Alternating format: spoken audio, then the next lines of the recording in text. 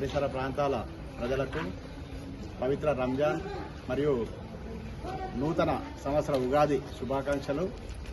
ఈరోజు రక్షా స్వచ్ఛంద సేవా సంస్థ ఆధ్వర్యంలో ప్రతి నెలలాగే ఈ నెల కూడా ఒక్కొక్కరికి పేదవారికి 5 కిలోల చొప్పున బియ్యం పంపిణీ చేయడం జరిగింది. ఈ కార్యక్రమం నిరాటంకంగా గత 2014 నుంచి మేము కొనసాగిస్తున్నాము. మేము రక్షా స్వచ్ఛంద సేవా సభ్యులము కంట్రిబ్యూట్ చేసుకుని ఈ కార్యక్రమం నిర్వహిస్తున్నాము. అదేవిధంగా ఈ కార్యక్రమంతో పాటు అనేక సేవా కార్యక్రమాలు కూడా మేము నిర్వహిస్తున్నాము.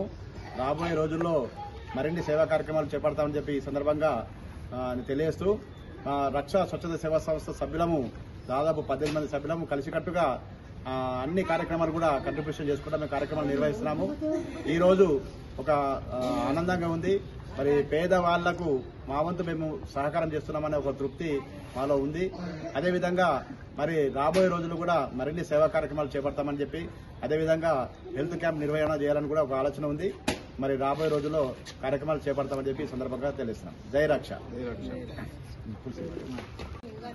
రక్షా స్వచ్ఛంద సంస్థ వ్యవస్థాపకులు కాందే శ్రీని గారు ఆధ్వర్యంలో ఇక్కడ నిరుపేదలకు బియ్యం పంపిణీ అవ్వకువ అనే కార్యక్రమంలో భాగంగా గత కొన్ని సంవత్సరాలుగా ప్రతి నెలలో ఒక వారాన్ని చూసుకుని వారికి నిరుపేదలందరికీ కూడా బియ్యం పంపిణీ చేయడం జరిగింది.